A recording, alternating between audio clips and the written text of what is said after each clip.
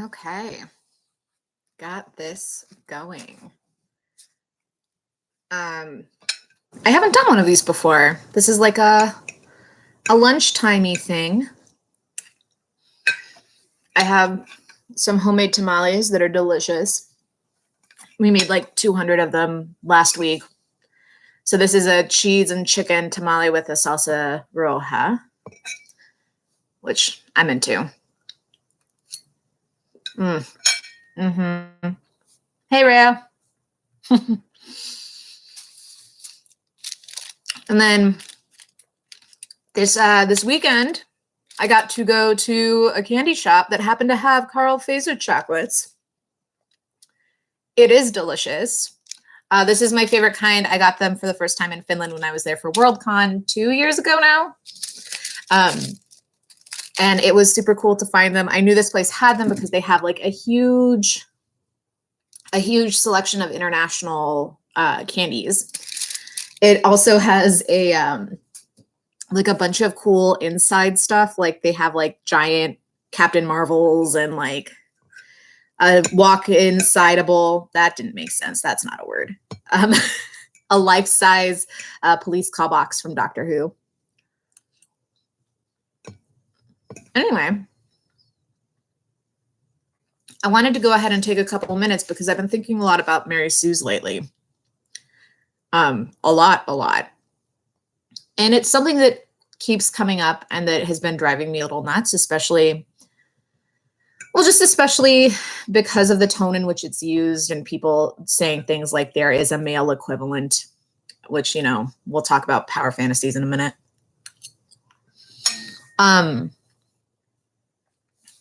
But I was watching, what was I watching? I was rewatching the newest Star Wars because we're big fans here. And again, somebody brought up to me that Rey is a Mary Sue. A Mary Sue, for those of you who don't know, is a term for essentially a functionally perfect female character. Think of someone who's kind of exaggeratedly perfect, can't do anything wrong. Maybe she has like one or two novelty flaws, like she's clumsy or something, right?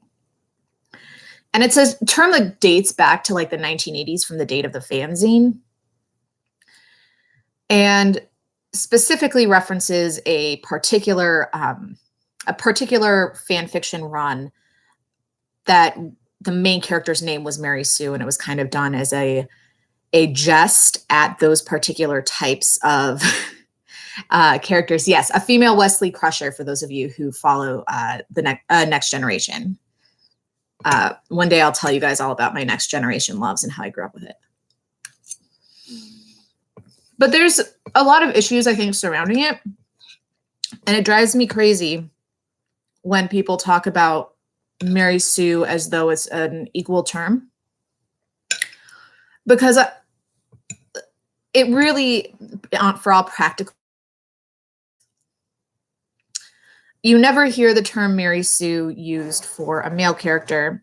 There are some like hand wavy things in kind of internet culture, like adapting it to Marty Stew or Gary Stew. But functionally, those don't actually get used. And instead, Mary Sue is a lot of times used as a way to write off young female characters. So think Katniss Everdeen, Arya after she killed the Winter King, any kind of very powerful female character who seemingly like we're not getting a ton of backstory on how she got from A to B. And it's done in a way that disregards the role of power fantasies in common fantasy and science fiction. And that's the part that I think drives me nuts.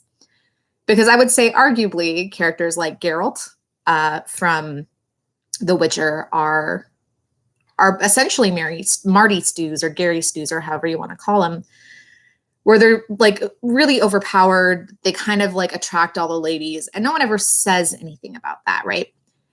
The part that gets me is that they're both seen as they're both seen as Where do I want to go with this? Male power fantasies are seen as legitimate, whereas female power fantasies aren't. And I think a lot of that has to do with the way that we've integrated them into our culture. A lot of it has to do with the way that we see legitimate art. And a lot of it has to do with a lot of ageism. Part of the issue that I really, really have with the concept of the Mary Sue is that it is a trope that has been used with such derision, and that I think really plays a huge role in pushing young female creators or young female fans outside of fandom. Because when you see something like a Peter Parker, right, who admittedly, I would say Peter Parker is a very well fleshed out character, especially after all of these years that we've had him. But, early on with Peter Parker, when he was still kind of just a dude with spider powers who suddenly was super strong, or say a young Clark Kent, you don't see that same resentment of the fact that they have power. And I think part of this that also kind of upsets me is that it has such a deep role in being really biting about transformative fandom. So there is kind of two categories of fandom, right? There's like confirmation fandom, where your fandom is expressed by knowing every detail of the art that you enjoy. And that's totally fine, right? I had the best moment with this little kid in front of me on Free Comic Book Day. He was like 4 years old. And every time a character came out to him in the costume, he was like, "Hi, Batman 1962." And that was freaking amazing, right? Like, it was just so enjoyable to see this kid enjoy that part of fandom. But typically for young female fans or young female identifying fans, the first place that they come into fandom is in a transformative aspect. So something like fan art or fan fiction. And by saying that these are somehow lesser art, right? I think you hurt a lot of feelings and you make a lot of people feel not seen and not valid, which to me seems really silly, especially for something as like oftentimes ridiculous as science fiction and fantasy. And I think another part of it that really consistently gets to me is that it's very clearly ageist. The average fan fiction user, it's really hard to find stats on fan fiction users or fan fiction writers and readers. But between fanfiction.net and AO3's past statistics, we kind of know that they generally fall between the ages of 15 and 25. That's really, really young. 15 and 25, like, you're barely experiencing the world yet. You're just getting your feet out from under you. If you want to write a ridiculous character and you haven't thought about their flaws yet, big deal, right? Like, that's a part of learning and growing as an author. And I think by knocking it so hard, right, we make it an unwelcome environment for people who are learning to enjoy fandom and for people who are learning to be creative. A lot of productive creativity, right? Being a kind of person who can write or who can do art about the fandom that you like, that eventually will then give you the skills to write and do original art. It's just like, you need that to have a place in your life. Why are we like it? I don't want to say that it necessarily cripples the future of like science fiction and fandom, because that seems really, really drastic. But it's harmful, and we're losing stories because of that, and that doesn't sit well with me. I don't know. Hi, Asa.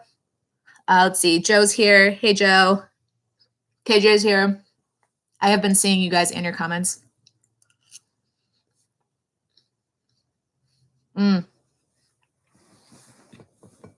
Sorry, it is still my lunchtime, technically. I'm working from home today. I don't know. What do you guys think? I'm going to open up my chocolate and have a piece of chocolate while I am in the middle of my lunch.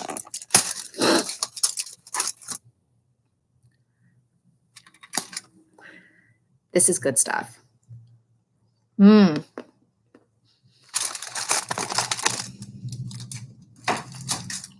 Hey, how you guys doing?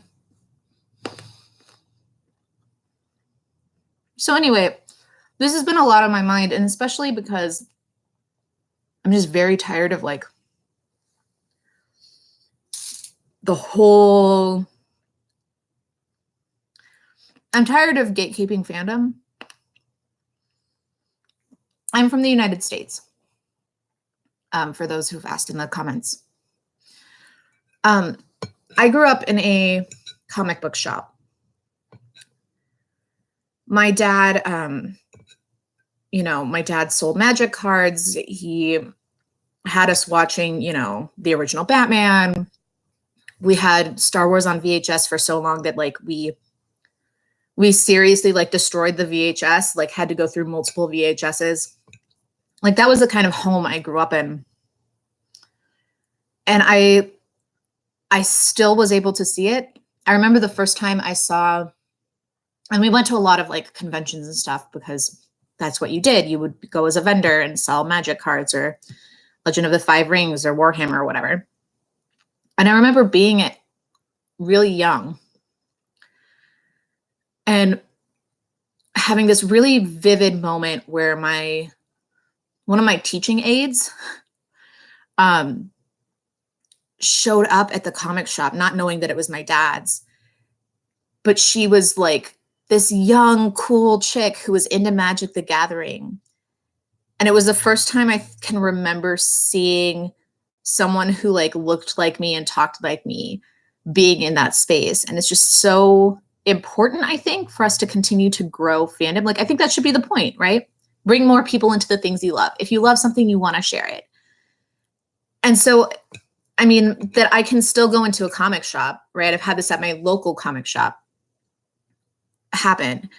And like, I go in through the aisles and someone will walk in front of me and stand directly in front of the like shelf that I'm looking at because they think I'm not there for this. They think I'm like hanging out with some dude, which is fine. Like I often bring my boyfriend, but we're not, I am by far the more geeky of the two of us. I'm the one with the huge comics collection. I don't want other people to have that experience. And I don't want people to feel like growing and loving and learning how to be a part of fandom is wrong, right? I mean, who among us didn't write shitty fan fiction in like a notebook during high school, right? And so much of that has led directly to fantastic authors. Diane Duane talks about it all the time. I remember being maybe 14 and listening to a podcast where she was talking about how she wrote Star Wars or Star Trek fan fiction and how that helped her learn how to be a better writer. Oh, Kitty's here. You want to say hi? Oh, Soren is here. Say we don't like gatekeeping. No. He loves when I work from home. He's a huge sucker for some lap time. He's also very vocal. As you probably know if you've ever watched any of my other videos, which I think everyone on here right now has. But he has been a super big baby because he has been having a little bit of a tummy troubles. Anyway, that's like the total hippie side of me is like, let's just love everyone. And yes, I think KJ is really right in the comments where you're talking about a lot of it is that female characters are taking center stage. I was trained as a political scientist. It's not what I do now, but it's what my training was. I have a master's degree. And one of the things that you learn when you're kind of talking about basic, like American politics, basic political negotiation things, and especially when you're looking at the role of minorities in that conversation, is that once you hit about 20% infiltration of the group, the majority begins to think that the minority is taking over. So if you have a group of 100 men and 20 women are then take place of 20 of those men, right? There's still 80 men in the room, but those men are going to perceive or seem to perceive that the women are taking over. It's not true by any means, but it is definitely an influencing factor. It's a really interesting phenomenon. Hi, Rachel. And yeah, there's definitely a sense that if you are a true fan, that you have to have like gone through some ridiculous hazing, like everyone hated you in school thing. That's not true. Like, why would we want anyone to ever like experience that kind of isolation? Like, why is that the defining factor of geekdom that we want to live up to? The other thing that consistently confuses me about this is it's directly leads to like the fake geek girl culture. And I want to be like, look, dude, if someone is willing to spend 200 hours doing a cosplay to show up and get your attention, give them attention. The personal side note rant.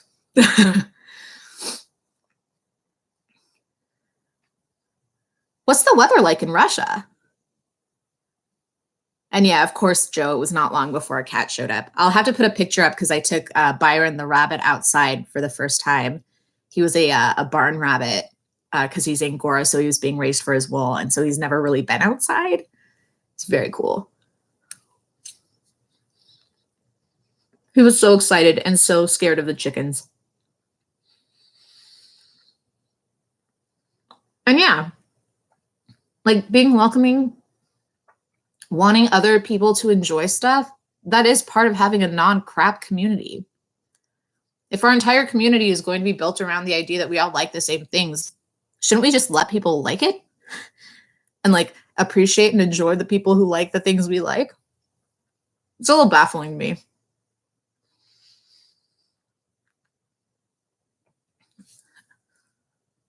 Yes, you could say Byron was a bit chicken. He also consistently confuses the baby cat, who's a super long hair. She's a long hair Persian, and they have roughly the same amount of fur, which is hilarious. Like she consistently thinks that the bunny is maybe also a cat, but is not sure, and is consistently surprised when he's not. I mean, and a lot of this makes me excited that we're seeing much more inclusive stuff. I watched a video maybe 2 weeks ago from a guy who was like, oh man, I mean, it was the typical rant about how YA sucks and like, why don't you guys just work harder at, you know, something? Why don't you like the books I like? And this guy was pointing at like, he said something to the effect of, and YA advertises so much about their diversity, and like essentially saying that literary fiction was better because you had to research to find out the diversity of your authors and your characters. And I was like, that is so dumb.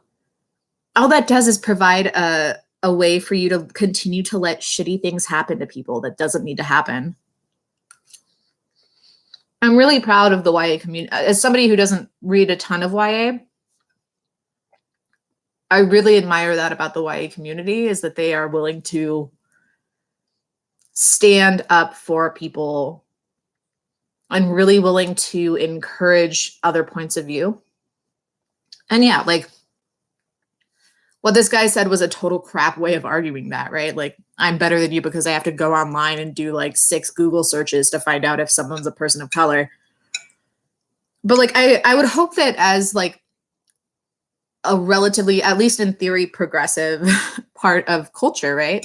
Someone who's looking forward to the future and who's trying to think about how to be the best of humanity, that we would stop doing that. That like specifically science fiction and fantasy, because that's where I spend most of my time, that like we would see the value in pointing out each other's differences as strengths. But I mean,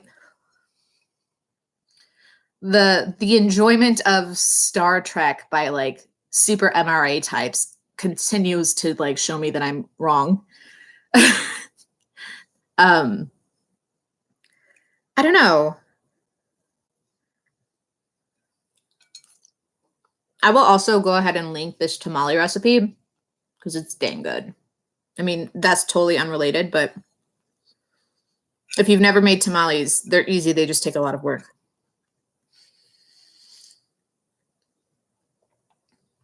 Yeah. So part of the issue, it's the same people who are like, oh man, Disney's just doing a Black Panther movie because they want black dollars. It's like, so what? So what? There's a niche market that has not been fulfilled, we've not been meeting their target, that it has the added bonus of also creating a more diverse, better world. It seems like so, like, no one loses in that.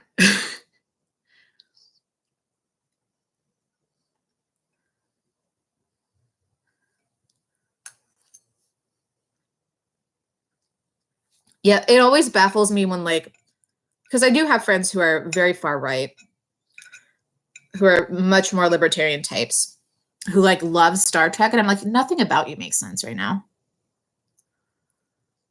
Like, this entire show is predicated on the idea that like more people is better. Have you not watched literally 60 years of this show? Like, side note, I still need to catch up on season 2 of Discovery. I really liked season 1 and then have not been paying attention to season 2. Instead, last night we watched We've Always Lived in the Castle, the new Taste of Farmiga one. And yes, Star Trek is about a socialist utopia where there is no money. And like they resolve all their problems through talking, like, for the most part. But that was really good. If you like The Haunting of Hill House, I highly suggest first reading We Have Always Lived in the Castle, because it's a fantastic book. Then I was surprised by how good the adaptation was and that it stayed really true to the story.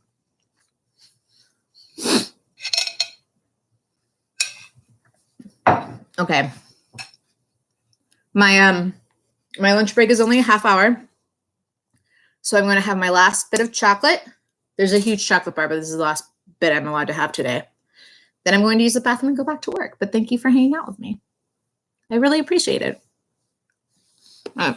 Bye, guys.